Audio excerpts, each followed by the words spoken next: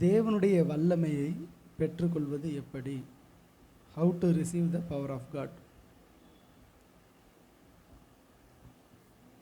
கடந்த நாட்களில் தேவனுடைய சமூகத்தில் அமர்ந்து ஜெபம் பண்ணி கொண்டிருந்த பொழுது சில காரியங்களை நான் கற்றுக்கொண்டிருந்தேன். வேதத்தின் மூலமாகவும் சில புஸ்தகங்கள் மூலமாகவும். அப்பொழுது தேவன் என்னோடு பேசின இடைப்பட்ட காரியங்கள், கர்த்தருடைய வல்லமையை நாம் எப்படி பெற்றுக்கொள்வது? 5 காரியம். அந்த 5 காரியத்தில் அதை நாம் தியானிக்கும் பொழுது கர்த்தருடைய வல்லமையை நாம் பெற்றுக்கொள்ள முடியும். இன்றைக்கு ஏன் இந்த தேவனுடைய வல்லமை, ஏன் தேவனுடைய வல்லமையை நாம் பெற்றுக்கொள்ள வேண்டும்? இன்றைக்கு நம்ம உலகத்தில் 2 விதமான வல்லமை இருக்கிறது. ஒன்று தேவனுடைய வல்லமை, இன்னொன்று சாத்தானுடைய வல்லமை. தேவனுடைய வல்லமை தேவனுடைய ஜனங்களுக்கு செயலாற்றுகிறது. சாத்தானுடைய வல்லமை சாத்தானுடைய மக்களால், அவனுடைய ஊழியக்காரர்களாக ஜனங்களுக்கு விரோதமாக பயன்படுத்தப்படுகிறது. தேவனுடைய வல்லமை எப்பொழுதுமே ஒரு மனுஷனை விடுதலையாக்குவதற்காக, சுகப்படுத்துவதற்காக, ஆரோக்கியப்படுத்துவதற்காக, வாழ்க்கையை கட்டுவதற்காக, ஜீவனை உண்டாக்குவதற்காக தேவனுடைய வல்லமை கொடுக்கப்படுகிறது. ஆனால் பிசாசின் வல்லமை என்பது ஒரு மனிதனுடைய வாழ்க்கையை அழிப்பதற்காக, சிதைப்பதற்காக, குடும்பத்தை அழிக்கணும், ஊழியத்தை அழிக்கணும், வேலையை இழக்க வைக்கணும், தொழில் அவங்களை விட்டு போகணும், பிஸ்னஸ் லாஸ் ஆகணும், அவங்க பைத்தியம் பிடிச்சு நடக்கணும், ஒரு ஆரோக்கியமாக இருக்கக்கூடாது, நிம்மதி இல்லாமல் இருக்கணும்னு சொல்லி தான் பிசாசு போராடி கொண்டிருப்போம். தேவனுடைய வல்லமை நம்மை காக்கும், பிசாசின் வல்லமை நம்மை அழிக்கும். தேவனுடைய வல்லமை நமக்கு ஜீவனை கொடுக்கும், பிசாசின் வல்லமை மரணத்தை கொண்டு வரும். இன்றைக்கி நம்ம கர்த்தராகிய இயேசுவை சொந்த இரட்சகராக ஏற்றுக்கொண்டிருக்கிறோம், தேவனை ஆராதிக்கிறோம், கீழ்ப்படுகிறோம், ஊழியம் செய்கிறோம், எல்லாம் சரிதான். ஆனால் பல நேரங்களில் அந்த பிசாசின் வல்லமை நம்ம மேலே மேற்கொள்ளும் பொழுது நம்மளால் என்ன செய்ய முடியலன்னா, நிம்மதியாக வாழ முடியல, சந்தோஷமாக வாழ முடியல, ஆரோக்கியமாக வாழ முடியல. பல நேரத்தில் நம்மளுக்கு ஒரு போராட்டம் இருக்குது. நம்ம என்னென்னு கேட்குறோம் ஆண்டவர்கிட்ட, நான் தான் ரட்சிக்கப்பட்டுட்டேனே ஆண்டவரே, நான் உண்மை ஏற்றுக்கொண்டேன், உண்மை அறிந்தேன், விசுவாசித்தேன், ஞானஸ்நானம் பெற்றுக்கொண்டேன், பரிசுத்த ஆவியின் அபிஷேகத்தை பெற்றுக்கொண்டேன், ஏன் இன்னும் என் மேலே பிசாசு ஆதிக்கம் செலுத்துகிறான்? ஒரு முறை சாது சுந்தர் சிங் அப்படின்னு நினைக்கிறேன், அவருடைய சாட்சியின் புஸ்தகத்தில் அவர் ஒரு ஊழியக்காரர், அவர் சொல்கிறாரு, அவரும் இயேசு கிறிஸ்துவும் பேசிகிட்டு இருக்கிறாங்க. முகமுகமாய் ஆண்டவர் தரிசனமாகி அந்த ஊழியக்கார இடத்துல பேசிகிட்டு இருக்கிறாரு. அப்போ பிசாசு முன்னாடி நின்று என்ன பண்ணிகிட்டு இருக்கான், ஆண்டவர் பேசுகிறத இடையூறு பண்ணும்படி கத்துறான், பொருள்களை உடைக்கிறான். அந்த கவனத்தை திசை திருப்பும்படி ஆண்டவரும் அந்த பக்தனும் உறவாடாதபடிக்கு இருக்கிறாங்க. அந்த இப்போ ஒரு ஹால், இந்த சர்ச்சு ஹால் இருக்குது அப்படின்னா, தேவன், அந்த தேவ மனிதன், பிசாசு. இந்த தேவ மனிதனுக்கு ஒன்றுமே புரியல. நான் இயேசுவே முகமுகமாக என்னோட பேசிகிட்டு இருக்கிறாரு, அவருடைய காரியங்களை என்னால் கேட்க முடியல, இவன் டிஸ்டர்ப் பண்ணிகிட்டே இருக்கிறான், நம்ம கவனத்தை திசை திருப்புறான். ஆனால் ஏன் இயேசுநாதர் ஒன்று கூட சொல்லாமல், அவனை விரட்டி விடாமல் அமைதியாக இருக்கிறாரு அப்படின்னு சொல்லி ரொம்ப நேரமாக யோசிச்சுக்கிட்டே ஆண்டவருடைய குரலை கேட்டுகிட்டே இருக்கிறான். திடீர்னு இருங்க ஆண்டவரே, நீங்கள் எவ்வளவோ பேசிகிட்டு இருக்கிறீங்க, ஆனால் எனக்குள்ளார அதை கவனிக்கவே முடியல, இவன் இவ்வளோ நம்மளை டிஸ்டர்ப் பண்ணிகிட்டே இருக்கிறான், நீங்கள் ஏன் அவனை விரட்டக்கூடாது, நம்ம நிம்மதியாக நம்ம உட்காந்து பேசிகிட்டு இருக்கலாமே அப்படின்னு. ஆண்டவர் சொன்னாராம், நான் அவனை என்றைக்கோ ஜெயிச்சிட்டேன், இப்போ விரட்ட வேண்டியது உன் வேலை, நீ அவனை விரட்டு, நீ அவனை போக சொல்லு, அவன் போயிடுவான்னு. அதுக்கப்புறம் தான் இவன் நினச்சிக்கிட்டு இருக்கான் இயேசு கூட இருக்கிறாரு, இயேசு கிறிஸ்து அதை துரத்திடுவார்னு. ஆனால் இயேசு கிறிஸ்து சொல்கிறாரு, நான் உங்களுக்கு அதிகாரம் கொடுத்துருக்கிறேன், இதை சர்ப்பங்களை எடுக்கவும் தேள்களை மிதிக்கவும் நான் உங்களுக்கு அதிகாரம் கொடுக்கிறேன் அப்படி. அப்போ அந்த அதிகாரத்தை பயன்படுத்த வேண்டியது நாம்.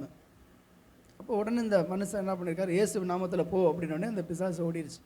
அப்போ தேவன் நமக்கு கொடுத்துருக்கிற வல்லமை என்ன, தேவன் நமக்கு கொடுத்துருக்கிற அதிகாரம் என்ன, அதை எப்படி பயன்படுத்தணும், இது ஒரு பக்கம்.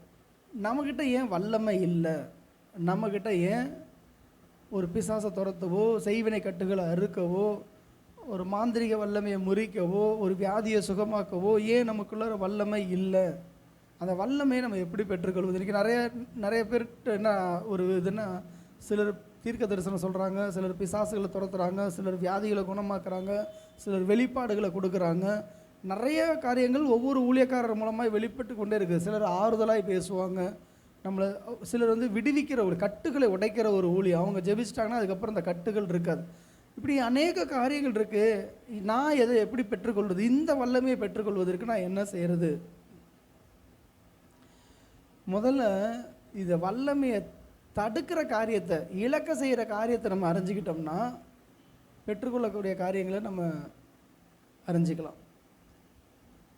முதல் விஷயம், தேவனுடைய வல்லமையை பெற்றுக்கொள்ளணும் அப்படின்னா பாவமான எல்லா காரியத்தையும் நம்ம விட்டு அகற்றிடணும். எது பாவம் அப்படின்னு நம்மளுக்கு தோணுதோ, தெரியுதோ, அறிகிறோமோ, அந்த பாவத்தை நாம் தொடர்ந்து செய்யும் பொழுது, அந்த பாவத்திற்குள்ளாக வாழும் பொழுது தேவனுடைய வல்லமையை பெற்றுக்கொள்ள முடியாது. முதல் விஷயம் என்னென்னா, நம்மக்கிட்ட காணப்படுகிற கோபங்கள், எரிச்சல்கள், கசப்புகள், இச்சைகள், சுயநலங்கள், பொறாமைகள். அடுத்தவங்களுக்கு ஒன்று கிடச்சிருச்சுன்னா நம்மளுக்கு ஒன்று அப்படியே 1000 ரூபா அவங்களுக்கு சம்பளம் கூட போட்டாகவே நம்மளுக்கு வந்து வயிற்றெறிய ஆரம்பிச்சிடும். எல்லாமே பாவம், அநியாயம், அக்கிரமம். இந்த பாவத்தை நம்ம விட்டு அகற்றுவது. ஏன்னா வசனம் சொல்லுகிறது, 1 தெசலோனிக்கேயர் 5வது அதிகாரம் 19 22 வரைக்கும் யாராச்சும் வாசிக்கல. 1 தெசலோனிக்கேயர் 19வது அதிகாரம் 22வது வசனம், 19 22 வரைக்கும். 1 தெசலோனிக்கேயர் 5வது அதிகாரம் 19 22 வரைக்கும். ஆவியை அவித்து போடாதீர்கள். அப்படின்னா என்ன அப்படின்னா, நமக்குள்ள இருக்கிற ஆவியும் நமக்கு அருளப்பட்டிருக்கிற பரிசுத்த ஆவியவும் கட்டுப்படுத்தக்கூடாதாம்.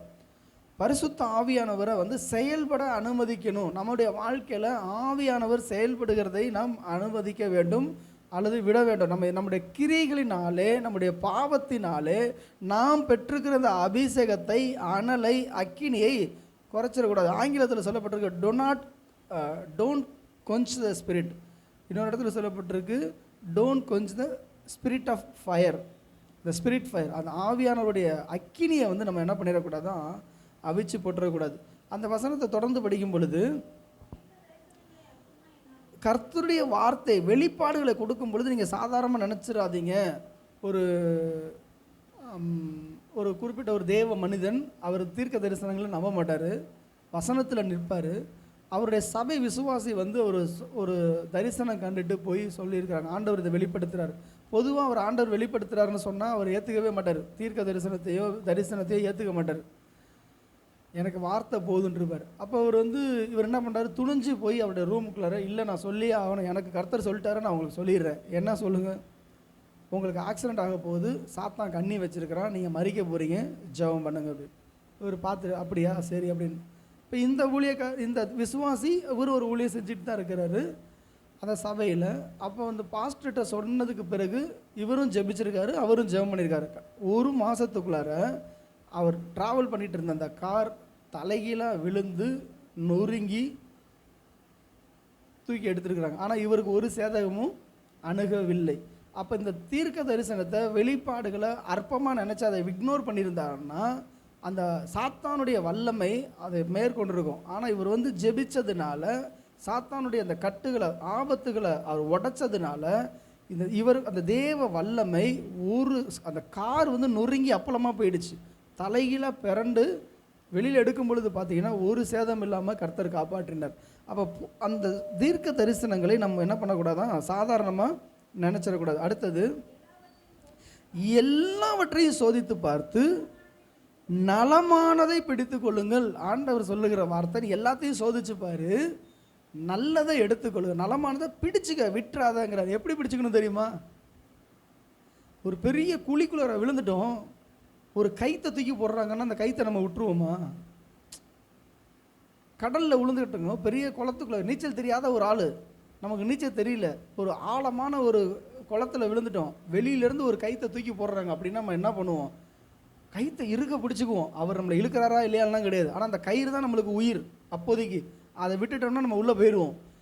அதே போல தான் வசனம் சொல்லுது, எல்லாவற்றையும் சோதித்து பார்த்து நலமானதை பிடித்து கொள்ளுங்கன்னா, உயிரை பிடிக்கிறது போல், உயிரை கையில் பிடிச்சிக்கிறது போல், நல்ல விஷயங்களை, கர்த்தர் சொல்லுகிற காரியங்கள் எல்லாவற்றிலும், எல்லா விஷயத்துலையும் நலமானதை பிடித்து கொள்ளுங்கள், தீமையானதை விட்டுடுங்க. அடுத்தது, பொல்லாங்கானதாய் தோன்றுகிற எல்லாவற்றையும் விட்டு இப்போ 2 காரியம், பொல்லாங்காய் தோன்றுகிற எல்லாவற்றையும்.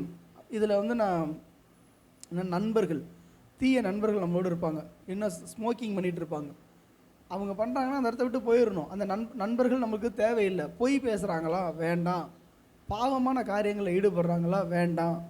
எதெல்லாம் தப்புன்னு தெரியுதோ, பொல்லாங்காய் தோணுச்சுனாவே நம்ம மனசுக்குள்ளார இது தீமை அப்படின்னு நினச்சிட்டாலே என்ன சொல்லப்பட்டிருக்கு, விட்டு விலகுங்கள். நியாயாதிபதிகள் புஸ்தகம் 16வது அதிகாரம் 15லிருந்து 21 வரைக்கும் வாசிக்கும் பொழுது, அங்கே சிம்சோன் ஒரு பலசாலியான ஒரு மனுஷன். அவர் என்ன செஞ்சிட்டாரு, நியாயாதிபதிகள் 16வது அதிகாரம் 15லிருந்து 21 வரைக்கும்.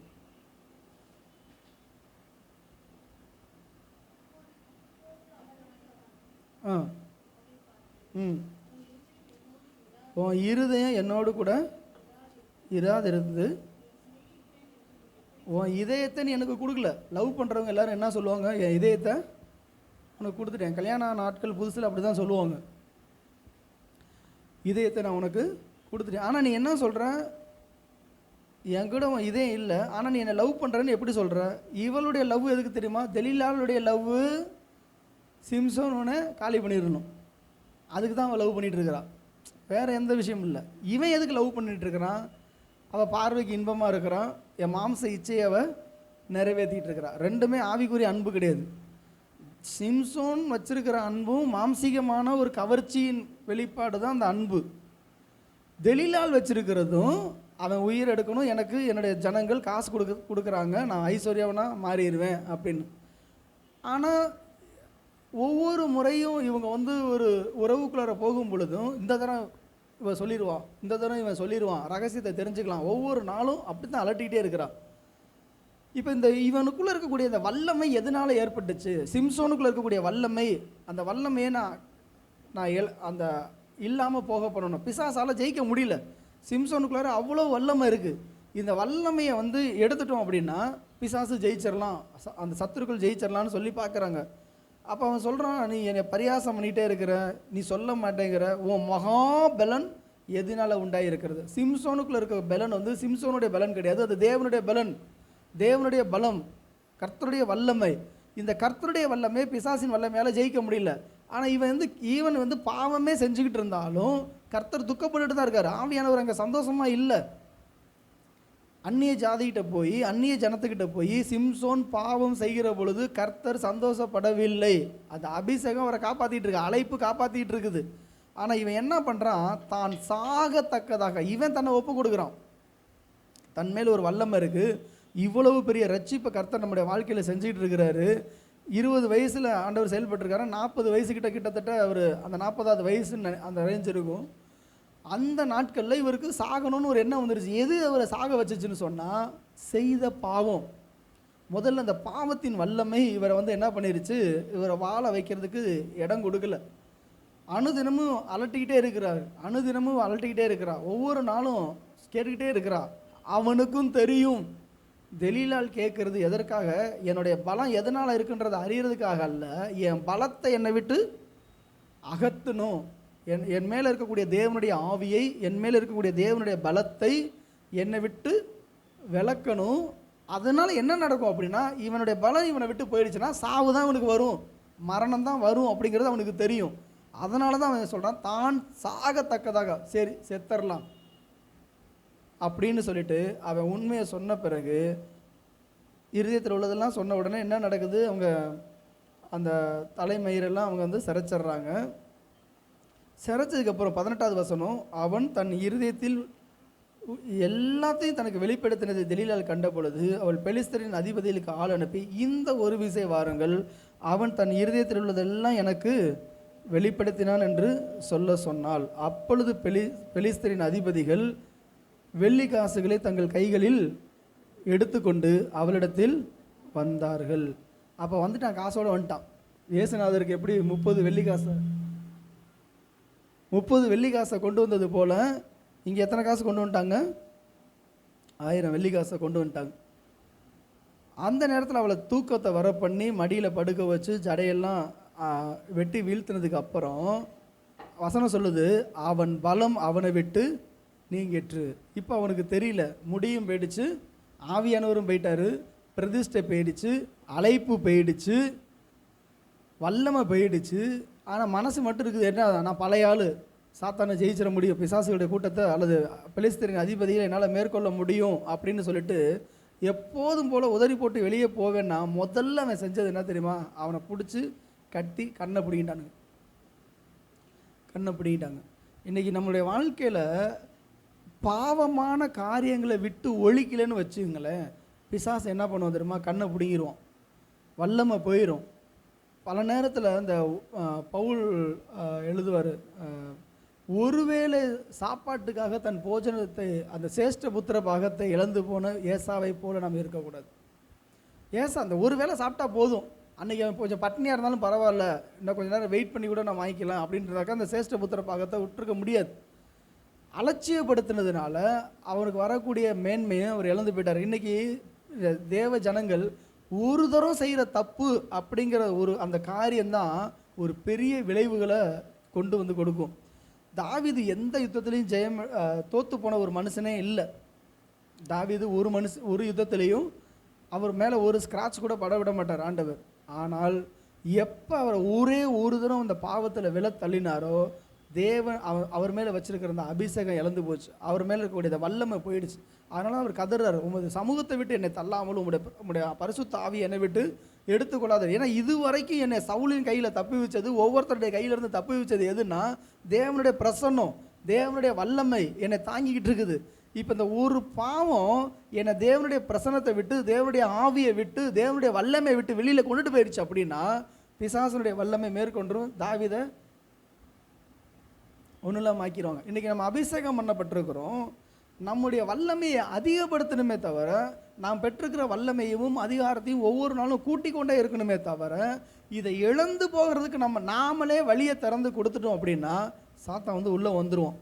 ஸோ நம்ம தேவனுடைய வல்லமையை பெற்றுக்கொள்வது மாத்திரமல்ல, காத்துக்கொள்கிற கர்த்தர் கொடுப்பாரு. 5 ரூபா கொடுத்தேன், 5 ரூபான்னு எவ்வளோ உண்மையாக இருந்தேன், 10 ரூபா கொடுத்தேன், இதில் எவ்வளோ உண்மையாக இருந்தேன். கொடுக்கப்படுகிற கொஞ்சம் விஷயத்தில், கொஞ்சம் வல்லமையில், கொஞ்சம் அபிஷேகத்தில் நம்ம உண்மையாக இருந்து காத்து கொள்ளாவிட்டால் அடுத்த லெவலுக்குள்ளே நம்ம போகவே முடியாது. ஸோ இன்னும் தேவனுடைய வல்லமையின் உச்சம் எது தெரியுமா? இந்த உலகத்தில் எல்லாருமே நான் தேவனுடைய வல்லமையை பெற்றுக்கொண்டேன், இதுக்கு மேலே ஒரு வல்லமை இல்லைன்னு சொல்லவே முடியாது. இயேசு கிறிஸ்துவை போல செயல்படுகிறது தான் அந்த உச்சம். அதை செஞ்சது பவுல் மட்டும்தான். அல்லேலூயா, அல்லேலூயா. அவர் ப்ராக்டிஸ் பண்ண தான் எழுதியிருக்காரு, பொல்லாங்காய் தோன்றுகிற எல்லாவற்றையும் விட்டு விடுங்கள். அவருடைய சீக்கிரட்டை சொல்லிட்டு இருக்கிறார், ஆவி அவிச்சு போட்டுறாத, தீர்க்க தரிசனத்தை அற்பமாக எண்ணாத, நலமானதை பிடிச்சிக்க, ஆண்டவர் நடந்து. அப்போ பவுல் சாதிச்சது. அதனால தான் பவுலை விட ஒரு வல்லமையான ஒரு ஊழியக்காரரை பார்க்கவே முடியாது. கிறிஸ்துவனுடைய அடுத்த அவரே கிறிஸ்துன்னு தான் சொல்ல வச்சுட்டாங்க. ஏன்னா தேவர்கள் ரூபம் எடுத்து இங்கே வந்துட்டாங்கன்னு சொல்லி பவுலை பார்க்குற எல்லா இடத்துலையும் பார்த்தீங்கன்னா தேவர்கள் தேவன். இப்போ மெலிதா தீவில் பார்த்தீங்கன்னா அவர் தேவன் அப்படி தான் சொல்லுவாங்க. அந்த அளவுக்கு வல்லமையான காரியங்களை அவர் செஞ்சுருக்காரு. அப்படின்னா எந்த அளவுக்கு தேவனுக்காக அவர் தன்னை ஒப்பு கொடுத்துருப்பார், காத்து கொண்டார். அப்போ சங்கீதம் 65:3 வாசிங்களேன்.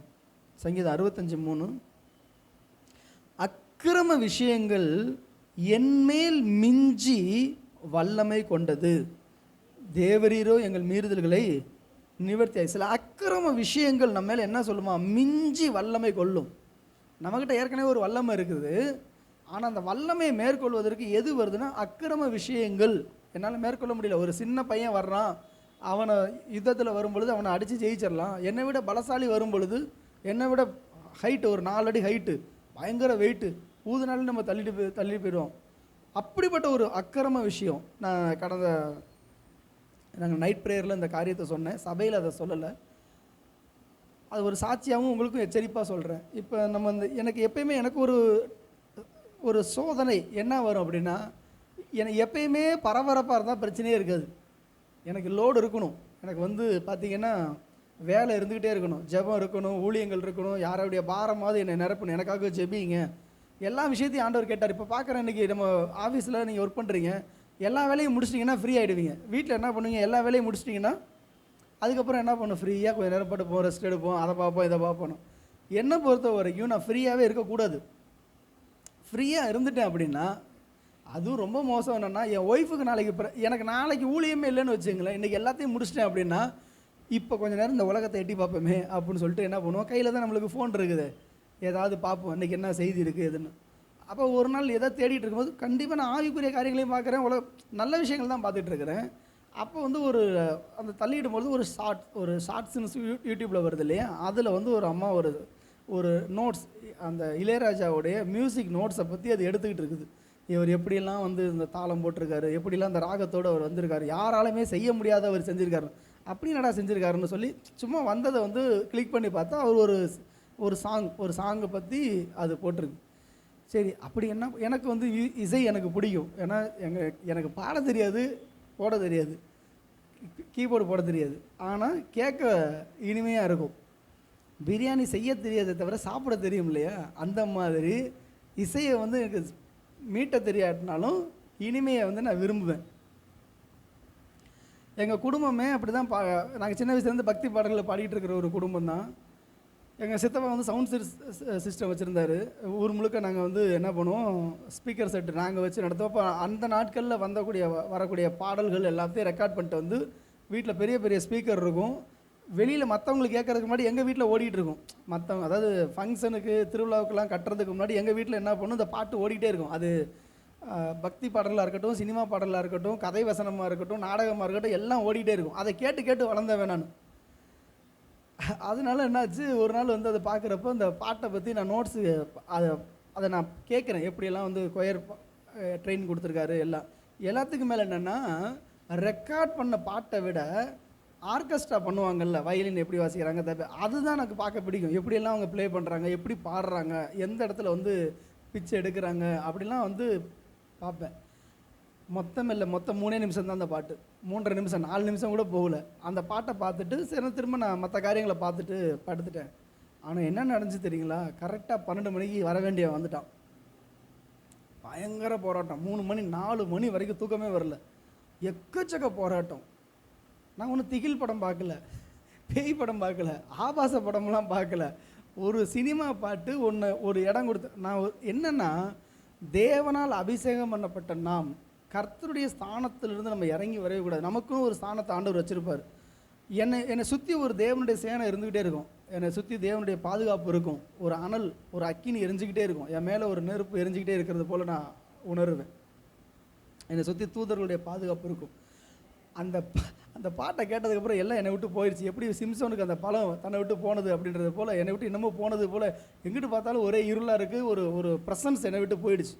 தேவ பிரசனத்தை இழந்ததுக்கப்புறம் பார்த்தீங்கன்னா நிறைய போராட்டம். இப்போ வந்து என்கிட்ட இருக்கக்கூடிய ஒரே ஒரு பலன் என்னென்னா, டங்ஸ் ப்ரேயர் மட்டும்தான். அந்நிய பாஷைகளை பேசி தான் இந்த யுத்தம் பண்ணுறேன். ஏன்னா தேவனுக்கு பிரியமானதை நம்ம செய்யும் பொழுது கர்த்தரே நம்மளுக்காக யுத்தம் பண்ணுவார், பாதுகாத்துட்டு இருப்பார். இப்போ கர்த்தருக்கு விரோதமான ஏதாச்சும் ஒரு காரியத்தை பண்ணிட்டோம் அப்படின்னா, இப்போ நான் தான் அந்த யுத்தத்தை பண்ணணும், நீ தானே செஞ்ச, நீயே பார்த்துக்க அப்படின்ட்டு போராடுறேன்.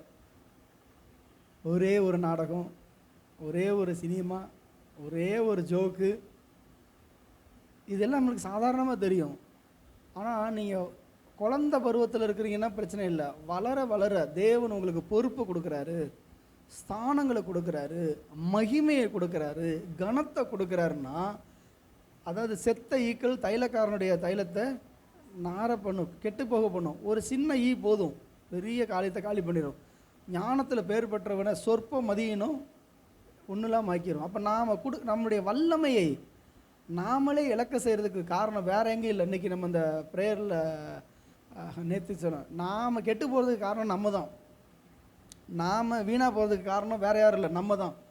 நம்முடைய வல்லமை இழக்கிறதுக்கு காரணம் அதுதான். அப்போ நம்ம வல்லமையை பெற்றுக்கொள்ள வேண்டும் என்றால், பாவமாய் தோன்றுகிற எந்த விஷயத்தையும் உதறி தள்ளிவிட்டுட்டு போயிட்டோம் அப்படின்னா நிச்சயமாய் நம்மை காத்துக்கொள்ள முடியும். கர்த்தருடைய வல்லமை நம்ம தாங்கும். இல்லைன்னா பிசாசின் வல்லமைக்கு நம்மளால் எதிர்த்து நிற்க முடியாது. ரெண்டாவதான ஒரு காரியம் என்னென்னா, இருக்கிற நிலைமையில திருப்தி அடைஞ்சிருவோம். சிலர்லாம் என்ன பண்ணுவோம் அப்படின்னா, போதும் நம்ம காலையில் எழுந்திரிச்சோமா, ஜெபம் பண்ணோமா, பாத்திரத்தை விளக்கணுமா, பல்ல விளக்கணுமா, டீயை போட்டோமா, சமைச்சோமா, வேலையை பார்த்தோமா, வேலைக்கு போனோம் வந்தோம், ஏதோ ஒரு ஜெபத்தை பண்ணணும்னு சொல்லிட்டு சுய திருப்தி தேவனுடைய வல்லமை உங்களை கொண்டு வராது. சுய திருப்தி, எனக்கு இது போதும், இன்றைக்கி இத்தனை மணி நேரம் ஜெபம் பண்ணிட்டேன், இவ்வளோ நேரம் உபவாசம் பண்ணிட்டேன், இவ்வளோ நேரம் பைபிள் படிச்சிட்டேன், பெரிய பெரிய ஆவிக்குரிய யுத்தங்களை செய்யணும் அப்படின்னா இந்த சுய திருப்தி சாத்தானுடைய ஒரு வஞ்சகமாக போயிடும்.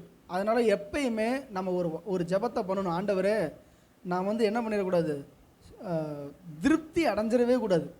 திருப்தி அடைஞ்சிட்டோம் அப்படின்னு சொன்னால் நம்ம ஃபர்தராக நம்மளால் செயல்படவே முடியாது. அதுக்கப்புறம் யார் என்ன கொண்டு வந்தாலும், இப்போ வந்து உங்களுடைய வீட்டில் வந்து பார்த்தீங்கன்னா பாத்திரங்கள் வச்சுருப்பாங்க.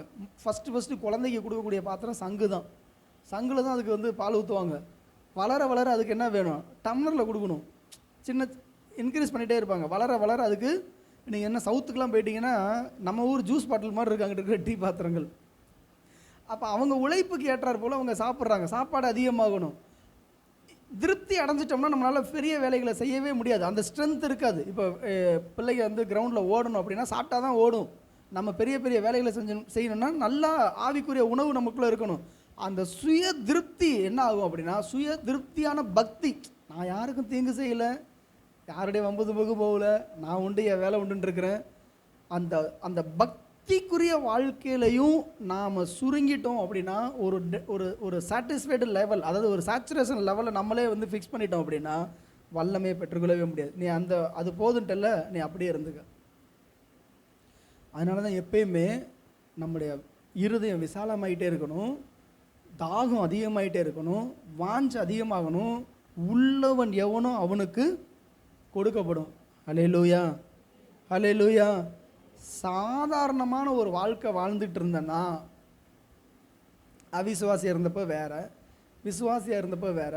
ஆரம்ப கால ஊழியத்துக்கு வந்த பொழுது நான் ஓப்பனாக சொல்கிறேன், ஞாயிற்றுக்கிழமை சர்ச்சுக்கு போயிட்டு வீட்டுக்குள்ளே நுழைஞ்ச உடனே வீட்டுக்குள்ளே கதவை திறந்து சுவிட்சு போடுவேன். எத்தனை சுவிட்சு போடுவேன் தெரியுமா? ஒன்று ஃபேனு, இன்னொரு லைட்டு, இன்னொன்று டிவி. என்னது? Fan, light, TV. டிவியை போட்டுட்டு ஓடுறதெல்லாம் ஓடிட்டே இருக்கும். என்னென்ன ஓடுமோ ஓடிட்டுருக்கும். ட்ரெஸ்ஸை கூட சேஞ்ச் பண்ணியிருக்க மாட்டேன், சாப்பிட்ருக்க மாட்டேன். ஆனால் சர்ச்சுக்கு போயிட்டு வரேன். சர்ச்சில் நல்ல ஆராதனை, நல்ல ஒரு அந்நிய பஸ் எல்லாம் இருக்கும். ஆனால் வீட்டுக்கு வந்த உடனே எனக்குள்ள என்ன ஓடிட்டு இருந்துச்சுன்னா டிவி. அப்போ இந்த வல்லமையை அங்கே சர்ச்சில் போய் நான் பெற்றுக்கொண்ட அந்த தேவ பிரசன்னத்தையும் தேவ மகிமையும் ஒரு டிவி வந்து என்னை காலி பண்ணிட்டு போயிடுச்சு. 1 வருஷம் 2 வருஷம் இல்லை, பல வருஷம். அப்போ சாதாரண ஒரு வாழ்க்கை. வேலைக்கு போனோம், சம்பாரித்தோம், தசம பாகம் கொடுத்தோம், காணிக்கை கொடுத்தோம், சர்ச்சில் ஏதோ ஒரு ஊழியத்தை செஞ்சோம். இப்படி ஒரு மந்தமாக இருந்தீங்கன்னா நீங்கள் வல்லமை பெற்றுக்கொள்ள முடியாது. ஆனால் பவுலை போல, எலியாவை போல ஒரு வைராக்கியம் காண்ற வரைக்கும்.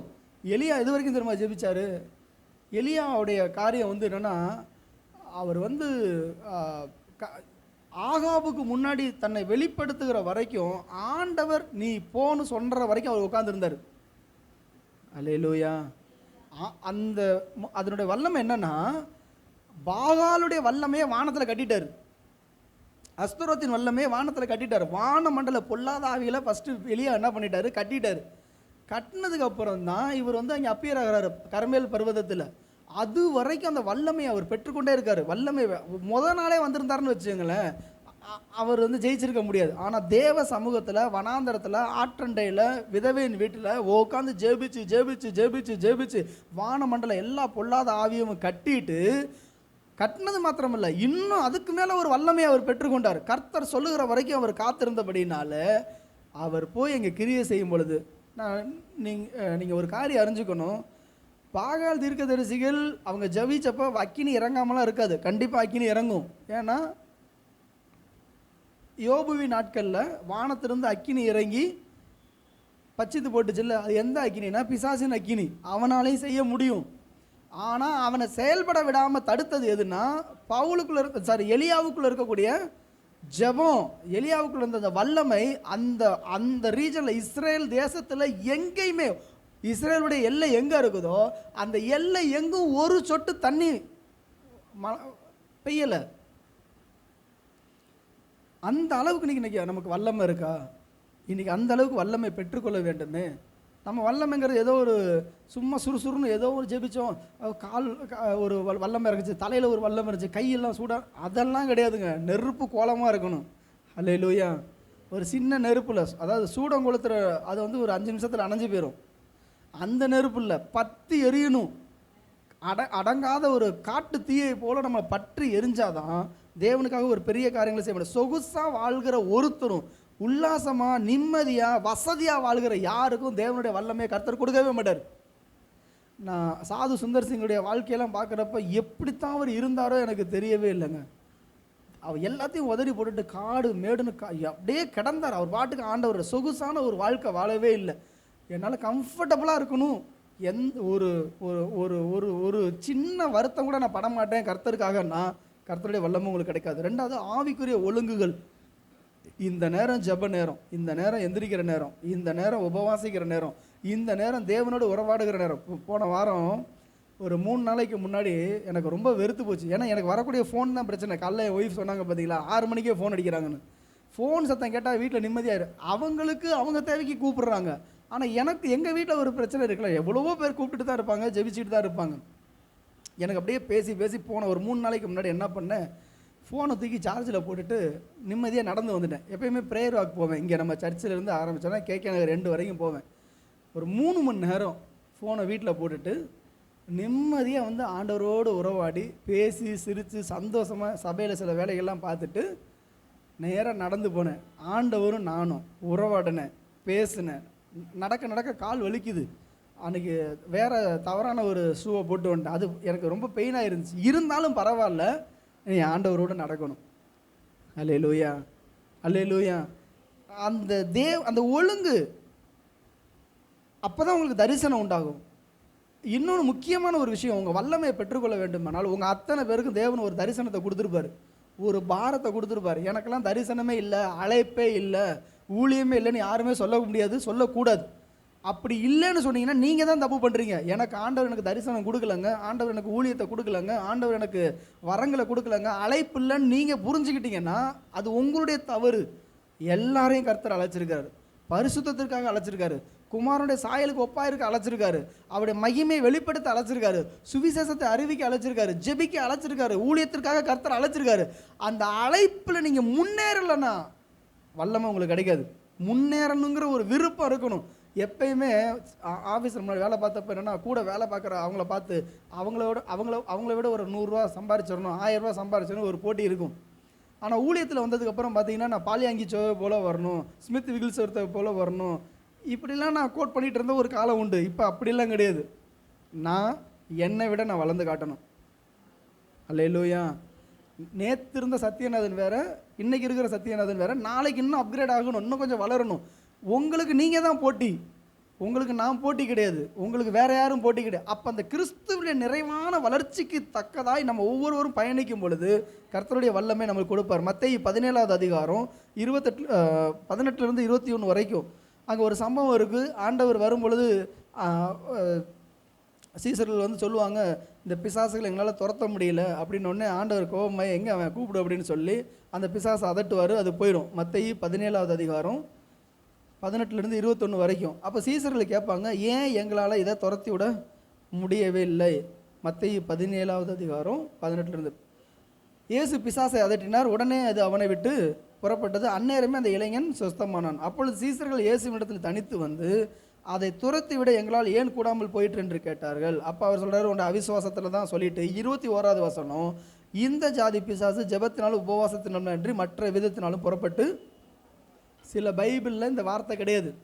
இப்போ வர சில பைபிள்லாம் இந்த வார்த்தை பொது மொழிபெயர்ப்புலையோ நிறைய டிரான்ஸ்லேஷனில் இந்த 21வது வசனம் கிடையாது. இந்த ஜாதி பிசாசு ஜெபத்தினாலும் உபவாசத்தினாலும் அன்றி வேறு எதுலேயும் புறப்பட்டு போகாதுன்றதை எடுத்துட்டேன். ஏன்னா இது பின்னாடி சேர்க்கப்பட்டுச்சு, இயேசு சொல்லணும். நான் என்ன சொல்ல வரேன்னா, எனக்கு கொடுக்கப்பட்ட பைபிளில் இது நன்மைக்காக தான் சொல்லப்பட்டிருக்கு, தீமைக்காக நீ பண்ணாதன்னு சொல்ல, பண்ணுன்னு சொல்லப்பட்டிருக்கு. ஸோ ஜெபமும் உபவாசமும் எதிர்க்கிறது இயேசு கிறிஸ்து இல்லை, பிசாசு. உங்கள் ஜெபத்தையும் உங்கள் உபவாசத்தையும் தடுக்கிறது யார்? பிசாசு தான் தடுப்பான். அப்போ பிசாசு தடுக்கிறான் அப்படின்னா அவன் இந்த வசனத்தை மாற்றவும் முடியும். இப்போ எனக்கு நான் உபவாசமும் ஜெபமும் எனக்கு ஒரு வல்லமையை கொடுக்குதுன்னா நான் ஏன் அதை செய்யக்கூடாது? அல்லேலூயா. நான் உங்கள் எல்லாருக்கும் ஒரு காரியம் சொல்கிறேன். நாங்கள் வேலைக்கு போகிறோம் பிரதர், என்னால் உபவாசம் பண்ண முடியல, சர்க்கரை வியாதி இருக்குது, ப்ரெஷர் இருக்குது, உபவாசம் இருந்தால் நான் ஏதாவது ஆகிடும். ஒருவேளை நீங்கள் உபவாசம் இருக்கிறதுனால உயிர் போயிடாது. சொல்லுங்களேன், ஒருவேளை உபவாசம் இருக்கிறதுனால உயிர் போயிடாது. அப்படி போனால் எங்கே போகும்? எங்கெங்கே போவோம்? நீங்கள் உங்கள் உயிர் போகும்பொழுது யாரோடு இருந்துட்டு போயிருக்கிறீங்க? இயேசுவோடு இருந்துட்டு தானே நீங்கள் போகிறீங்க. அப்போ நினச்சி இருந்துக்குங்களேன். எனக்கு என்னென்னா, இப்போ நான் என்னைய மாதிரி நீங்கள் இருக்கணும்னு உங்களை என்கரேஜ் பண்ண முடியும். 20 நாள் 40 நாள் அப்படி உபவாசம் பண்ணலாம். சிலர் என்கிட்ட சொல்கிறவர், இப்படிலாம் இருந்தால் உடம்பை கெடுத்துக்குவேன், இப்படிலாம் இருந்தால் அவன் உடம்பு கெட்டு போயிடும், கிட்னி கெட்டு போயிடும், லங்ஸு கெட்டு போயிடும், அங்கே பிரச்சனை இங்கே பிரச்சனை இல்லை. நான் பாவத்தோடு பாவமாக வாழ்ந்து போகாத உயிர் உபவாசம் இருக்கும் பொழுது போகட்டுமே. அல்லேலூயா. எவ்வளவோ பாவம் செஞ்சேன், அன்னைக்கெல்லாம் என் உயிரை ஆண்டவர் காப்பாற்றிட்டு தான் வந்தார். இன்றைக்கி என் ஜீவன் உபவாசம் இருக்கிறதுனால, ஜெபிக்கிறதுனால நான் எனக்கு ஏதாவது ஆகட்டேன்னா சந்தோஷமாக அப்படியே ஆண்டவரை இப்படித்தான் உங்களுக்கு வேணும்னா நீங்கள் எடுத்துக்கங்க. அப்போ ஜெபமும் உபவாசமும், ஊக்கமான ஜெபம் அதில் ரொம்ப முக்கியமான ஒரு காரியம். அப்போ இந்த தேவனுடைய வல்லமையை பெற்றுக்கொள்வதற்கு இடைவிடாமல் ஜெபம் பண்ணுங்கள், இடைவிடாத ஜெபம். ஒரு சின்ன காரியத்தை சொல்கிறேன், சிரிக்கக்கூடாது. ஒரு கொசு கடிக்க வருதுன்னு வச்சுங்களேன், நீங்கள் உங்கள் கையை கொண்டுட்டு போய் கொசுவே நீ ரொம்பலாம் அலைஞ்சு தெரியாத, நீ ஊரெலாம் கஷ்டப்பட்டு தெரியாத, நானே என் கையை கொடுக்குறேன், உனக்கு வேணுங்கிற ரத்தத்தை குடின்னு சொல்லுவீங்களா? இல்லை ஒரே அடி அடித்து காலி பண்ணுவீங்களா?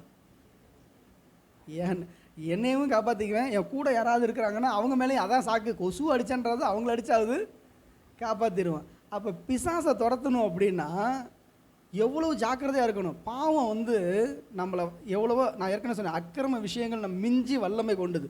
அப்போ சில விஷயங்களுக்கு பிசாசுக்கு நம்மளுக்கு நோ சொல்லி தான் ஆகணும். சில இடத்துல கொசுவே நம்ம உட்கார விட மாட்டோம் அப்படின்னா பிசாசுக்கு நம்ம எப்படி இடம் கொடுக்கறது? பாவத்துக்கு எப்படி இடம் கொடுக்கறது? நம்ம விட்டு கொடுக்கக்கூடாது இல்லை, நிச்சயமாக இருக்கணும். மூன்றாவதாக ஊக்கமான ஜெபம். சங்கீதம் 63 முதல் 2 வசனம். எத்தனை பேருக்கு இது அனுபவமாக இருக்குன்னு தெரியல. சங்கீதம் 63 1வது வசனம் 2வது வசனம். தேவனே அதிகாலமே உம்மை தேடுகிறார். அதை படிங்களேன். 63ஆம் சங்கீதம் முதல்ல வார்த்தை, தேவனே நீர் என்னுடைய தேவன். காலையில் எந்திரிச்ச உடனே, நான் திரும்பவும் சொல்கிறேன், முதல்ல நான் பேசுகிற வார்த்தை ஆண்டவர்கிட்ட மட்டும்தான். I love you Jesus. Jesus முதல் வார்த்தை, என் வாயை திறந்து சொல்கிற வார்த்தை என்னென்னா, Jesus I love you, Jesus I love you. அப்பா நான் உண்மை நேசிக்கிறேன். அப்புறம் தான் என் பிள்ளை எழுப்புறதா இருக்கட்டும், என் மனைவிட்ட பேசுகிறதா இருக்கட்டும், யாரும் என்கிட்ட பேசுகிறதுக்கு முன்னாடி எந்திரிங்கன்னு என் ஒய்ஃப் என்கிட்ட சொல்லக்கூடாது. முதல் வார்த்தை என் பிள்ளைகள் என்னோட பேசக்கூடாது. முதல் குரல் யார்கிட்ட கேட்கணும்? நான் என் ஆண்டவருடைய குரலை கேட்கணும். முதல்ல என் வாயை திறந்து நான் பேசுகிறது யார்கிட்ட பேசணும்? ஆண்டவர்கிட்ட நான் பேசணும். முதல்ல உறவு யார்கிட்டனா? தேவனோட. அப்போ தேவனே நீர் என் தேவன். அதிகாலமே நான் தூங்குகிறேன்னு போடலை, அதிகாலமே உண்மை தேடி பாருங்க, மகிமையை பார்ப்பீங்க. தொடர்ந்து வாசிங்க. வறண்டதும் விடாய்த்ததும் தண்ணீரற்றதுமான நிலத்திலே, இது ஒரு நாள் கிடையாதுங்க, ஒவ்வொரு நாளும் டெய்லி காலையில் அவருக்கு இருதயம் வறண்டு போயிடுச்சு. டெய்லி இதயம் விடாச்சிருச்சு. டெய்லி வனாந்திரமாயிடுச்சு. எத்தனை பேருக்கு புரியுது? அந்த தாகம் நேத்திக்கு அந்த தாகம் இருந்துச்சு, 10 வருஷத்துக்கு முன்னாடி இருந்துச்சு. அப்படியே ஆண்டவரே இவருக்கு தினம். அதனால தான் சொல்கிறேன், அதிகாலமே உண்மை தேடுறேன். ஒவ்வொரு நாள் காலையிலையும் என் இதயம் வறண்டு கிடக்குது. என் நிலத்தை அப்படியே மழையே பார்க்காத ஒரு நிலத்தை போல் என் இதயம் ஒரு சொட்டு தண்ணிக்காக ஏங்கிறது போல் என் ஆண்டவர் மேலே நான் என்ன பண்ணுறேன்? தாகமாக இருக்கிறேன். ஹல்லேலூயா. அந்த இதயத்தை கேட்கணும். ஆண்டவரே போதும், நைட்டெல்லாம் பாட்டு கேட்டுட்டு நீங்கள் தூங்கியிருப்பீங்க, வசனத்தை கேட்டுட்டு தூங்கியிருப்பீங்க, ஜெபம் பண்ணிட்டு தூங்கியிருப்பீங்க. ஆனால் காலையில் எந்திரிச்ச உடனே ஒரு பெரிய தாகம் வரணும். ஆண்டவர் தரிசிக்கணும். வாசிங்க தொடர்ந்து. என் மாம்சமானது எதை வாஞ்சிக்கணும்? இந்த மாம்சம் பாவத்தில் வாஞ்சிக்குது. இந்த மாம்சம் உணர்வுகள் எதை தூண்டுது? ஆனால் இந்த மாம்சத்தை ட்ரெயின் பண்ணியிருக்கிறாரு பாருங்க. அதை பார்க்கணும், இதை பார்க்கணும், அதை அனுபவிக்கணும். என் மாம்சம் எதை வாஞ்சிக்குது? ஆவியிலிருந்து ஆத்மாவிலிருந்து சரீரத்துக்கு வரைக்கும் எங்கே ட்ரெயின் பண்ணியிருக்காரு? தேவனை. தொடர்ந்து வாசிங்க சிஸ்டர். இப்படியே உமது பரிசுத்த ஸ்தலத்தில் உம்மை பார்க்க ஆசையா இருந்து உமது வல்லமையையும் உமது மகிமையை கண்டேன். அந்த ஆசை இருக்கணுங்க. ஒவ்வொரு நாள் காலையிலேயே ஆண்டவர் உம்மை பார்க்க ஆசைப்படுறேன். எங்கே தெரியுமா? அவருடைய பரிசுத்த ஸ்தலத்தில். கர்த்தர் காலையுமே கூட கூட்டிகிட்டு போயிடுவார், பரலோகத்துக்கு வா. அல்லது தேவனுடைய ஆலயம் அவருடைய பரிசுத்த ஸ்தலம், நம்முடைய வீடு அவருடைய பரிசுத்த ஸ்தலம், நம்முடைய இருதயம் அவருடைய பரிசுத்த ஸ்தலம். அல்லேலூயா, அல்லேலூயா. இந்த இருதயத்தை பரிசுத்தமாக வச்சுக்கிட்டிங்கன்னா அவர் வந்துடுவார். பரிசுத்தம் இல்லாத இடத்துல அவர் இருக்க மாட்டார். ஆனால் பரிசுத்தம் இருக்கிற இடத்துல, அன்பு தாகம் இருக்கிற இடத்துல ஆண்டவர் வந்துடுவார். அப்போ அவரை பார்க்கும் பொழுது, அதை வசனம் சொல்லுது, உம்முடைய பரிசுத்த ஸ்தலத்தில் உம்மை பார்க்க ஆசையாக இருந்து உமது வல்லமையையும் உமது மகிமையை கண்டேன். கர்த்தருடைய தேவனை பார்த்துட்டிங்கன்னா வல்லமை பெருகும். அல்லேலூயா. கர்த்தரை தரிசிக்கணும். அப்போஸ்தலர் 22:17 பவுல் அதை செஞ்சார்.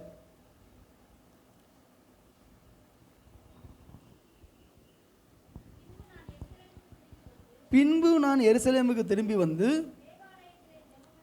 பரிசுத்த ஸ்தலத்துக்கு வர்றாரு, தேவன் வாசம் பண்ணுகிற இடத்துக்கு வர்றாரு. அங்கே வந்து தேவாலயத்தில் ஜெபம் பண்ணி கொண்டிருக்கும் பொழுது ஞான திருஷ்டி அடைந்து, எவ்வளோ சந்தோஷம் பாருங்களேன். ஜெப நேரத்தில் நம்ம பார்க்கணுங்க. என்னம்மா ஜூலியனம்மா, அவர் நினச்சிக்கிட்டே இருக்கணும். வேற ஏதாவது நினச்சிக்கிட்டு ஜெபம் வாய் ஜெபிச்சுட்டு இருக்கும். அங்கே அந்த கொத்தரங்காய் வெட்டி வச்சோமே அது காஞ்சி போச்சான்னு நினைக்கக்கூடாது. அடுப்பில் வச்சோமே அதை ஆஃப் பண்ணோமான்னு நினைக்கக்கூடாது. இருதயத்தில் முழுக்க எதோ நினைக்கணுமா, ஆண்டவரை நினைக்கணும்.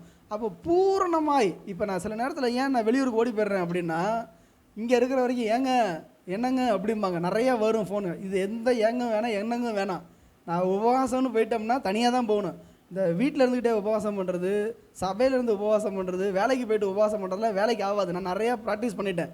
நான் தேவனோடு நடக்கணும் அப்படின்னா எல்லாத்தையும் விட்டுட்டு தனியாக போயிடணும். எப்படியா இருந்தாலும் இந்த உலகத்துக்கு நான் அயோக்கியந்தான். யாருக்கு நான் நல்லவனா வாழ முடியாது. ஆமாம், அந்த ஆளை பற்றி நம்மளுக்கு தெரியாதான்னு சொல்லாமல் இருக்க மாட்டாங்க. என்ன வேணாலும் பேசிக்கிங்க, நான் ஆண்டவர்கிட்ட போயிடுவேன், நேராக போயிடுவேன். அங்கே ஒரு சிலுவை இருக்குது, அழுகுவேன், உட்காந்து கண்ணில் தண்ணி வரும், பேசுவேன். அப்பா நான் வந்துட்டேன், அப்பா உங்கள் பிள்ளை வந்துட்டேன், நான் உங்கள் அப்படியே கட்டி பிடிப்பேன். கடைசி நாள்னா அந்த 21ஆவது நாள் உபவாசம் ஜெபத்தை முடிச்சுட்டு நைட்டு தூக்கம் வரல, போய் அழுதுகிட்டே இருக்கிறேன். ஆண்டவர் இனிமேல் நான் எப்போ வரப்போன்னு தெரியல, விட்டுட்டு போக மனசே வரல.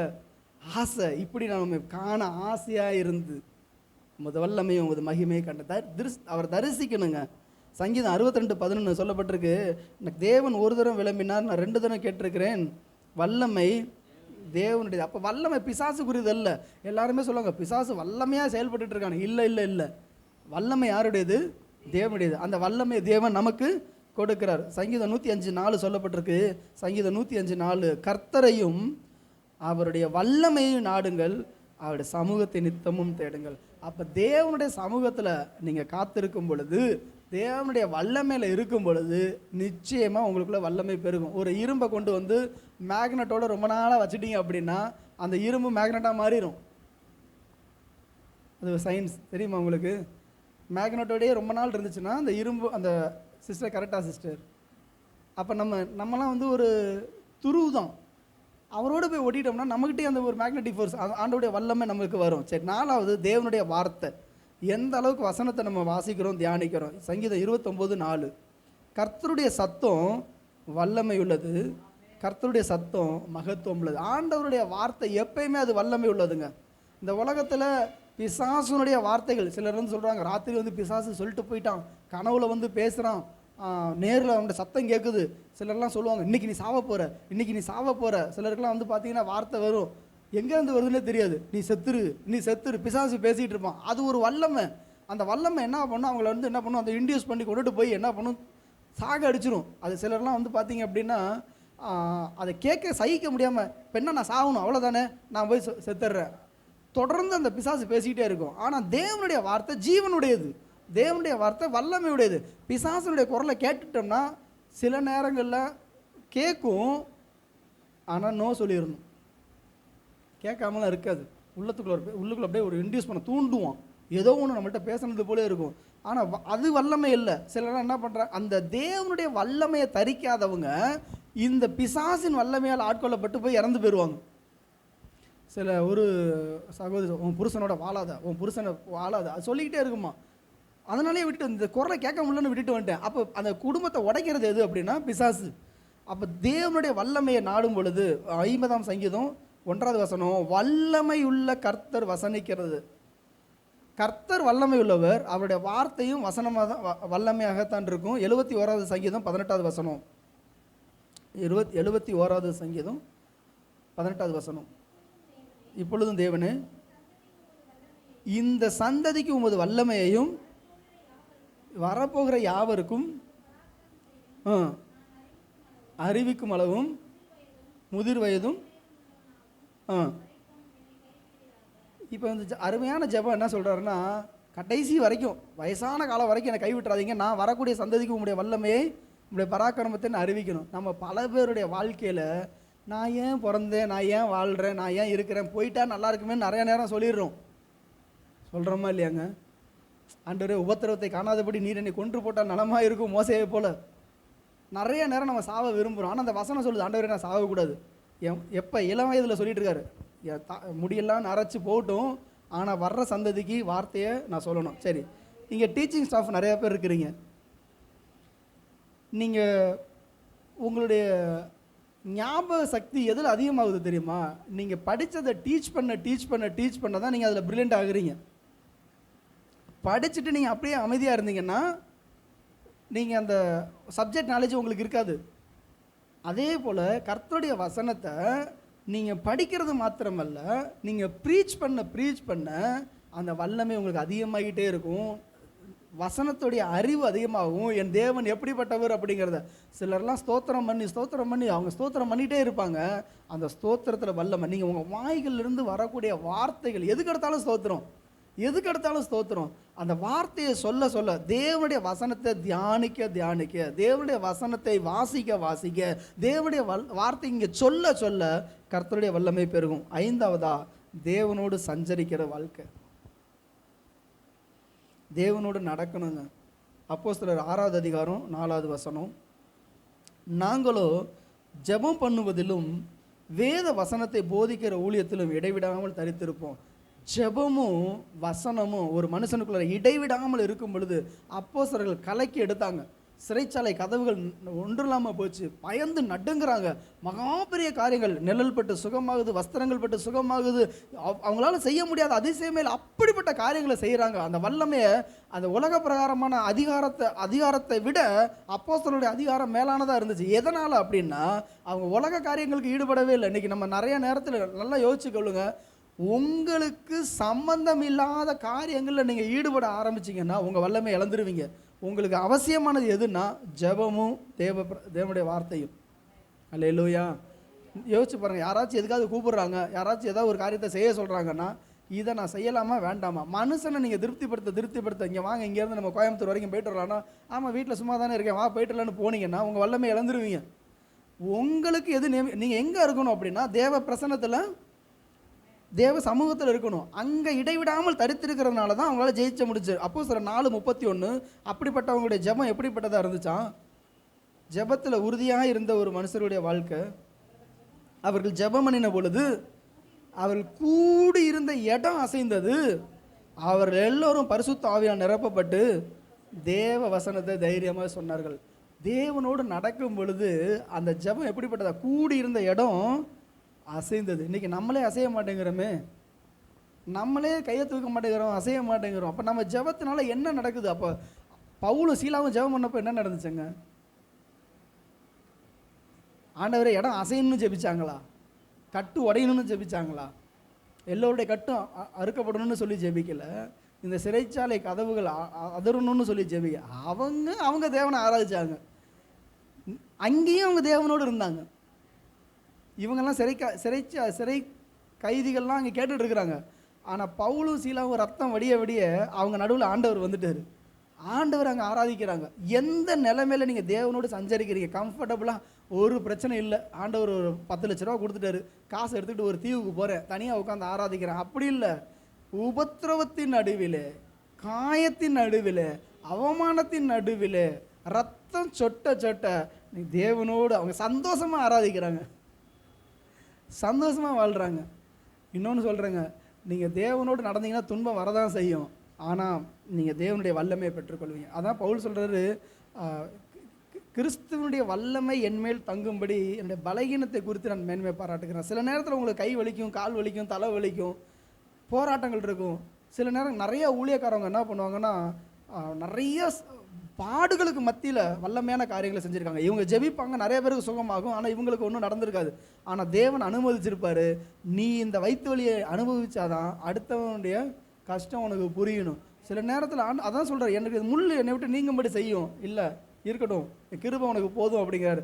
அதனால தான் அவர் சொல்கிறாரு, முள்ளே இருந்தாலும் பரவாயில்ல, என் தேவனுடைய வல்லமையை நான் காண்பிக்கணும், என் தேவனுடைய வல்லமையை நான் வெளிப்படுத்தணும். இன்றைக்கி நம்ம லைஃப்பில் எந்த எந்த காரியத்தை நம்ம செய்ய போகிறோம்? ஸோ 5 காரியத்தை சொல்லியிருக்கேன். 1, பாவமாய் பொல்லாங்காய் தோன்றுகிற எல்லாத்தையும் விட்டு விலகிருங்க.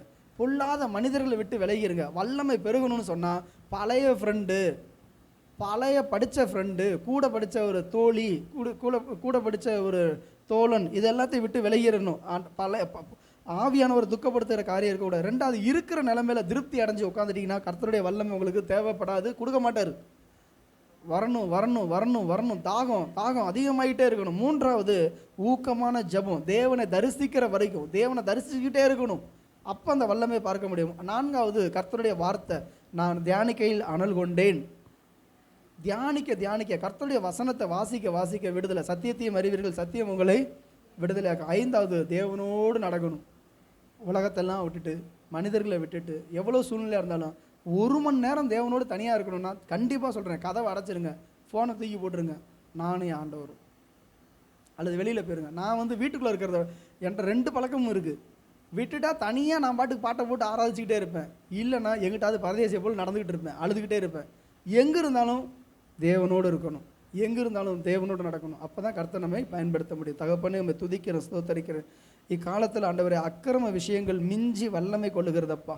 அநேக நேரம் ஆண்டவரே எங்களால் செயல்பட முடியாதபடி பாவத்தின் வல்லமை ஆண்டவரே எங்களை சிறையிருப்புகளுக்கு திருப்புகிறத பார்க்குறோம். ஆண்டவரே அப்பா, பல நேரம் நாங்கள் தோற்று போகிறோம் ஆண்டவரே, பல நேரம் நாங்கள் இழந்து போகிறோம் ஆண்டவரே. அப்பா, எங்களுடைய விசுவாசத்தை இழக்கிறோம், எங்கள் பரிசுத்தத்தை இழக்கிறோம், எங்கள் பொறுமையை இழக்கிறோம், எங்கள் பக்தியை இழக்கிறோம் ஆண்டவரே. இந்த இழப்புகள் இனி வராதபடிக்கு ஆண்டவரே, எந்த மந்திரவாதமோ சூனியமோ எந்த விதமான செய்வினைகளோ எந்த சத்துருடைய போராட்டமோ மேற்கொள்ளக்கூடிய வல்லமை உங்ககிட்ட இருக்குப்பா ஆண்டவரே. நாங்கள் உம்மோடு நடக்கும் பொழுது கர்த்தர் அந்த வல்லமை நீர் எங்களுக்கு தருகிறவராக இருக்கிறீர் ஆண்டவரே. இன்னும் அந்த உங்கள் வல்லமையில் நாங்கள் திருப்தி அடைஞ்சிடக்கூடாதப்பா. அந்த வல்லமை தொலை தூரத்துக்கு செயல்படணும் ஆண்டவரே. நாங்கள் இங்கே திருச்சி பட்டணத்தில் நாங்கள் இருக்கிறோம் ஆண்டவரே, அது பல தேசங்களுக்கு அது கடந்து போகும்படி கர்த்தருடைய அந்த வல்லமை எங்களிலிருந்து செயல்பட வேண்டுமாக நாங்கள் ஜெபிக்கிறோம். இயேசு கிறிஸ்துவுடைய வஸ்திரத்தை தொட்ட யாவரும் சுஸ்தமாக்கப்பட்டார்கள் ஆண்டவரே. வஸ்திரத்தின் ஓரத்தை தொட்டவங்க சுகமாக்கப்பட்டாங்கப்பா. இயேசு இருந்த இடம் வல்லமையாக இருந்துச்சு, அப்போஸ்தலருக்கு இருந்த இடம் வல்லமையாக இருந்ததப்பா. இன்றைக்கு நாங்களும் அப்படிப்பட்ட ஒரு வல்லமையில் வளர கிருபை தருவீராக ராஜா. ஆண்டவரே, கிறிஸ்து இயேசுவை அறிகிற அறிவிலே, தேவனை அறிகிற அறிவிலே நாங்கள் வளர உங்களுடைய வல்லமையை தேட கர்த்தர் கிருபை தருவீராக. கர்த்தரையும் அவருடைய சமூகத்தை நாடுங்கள், கர்த்தரையும் அவருடைய வல்லமையும் அவருடைய மகிமையை நாடுங்கள் என்ற வார்த்தையின்படி நாங்கள் நடக்க வாழ கிருபை தாங்க. இயேசுவின் நாமத்தில் பிதாவே, ஆமென்.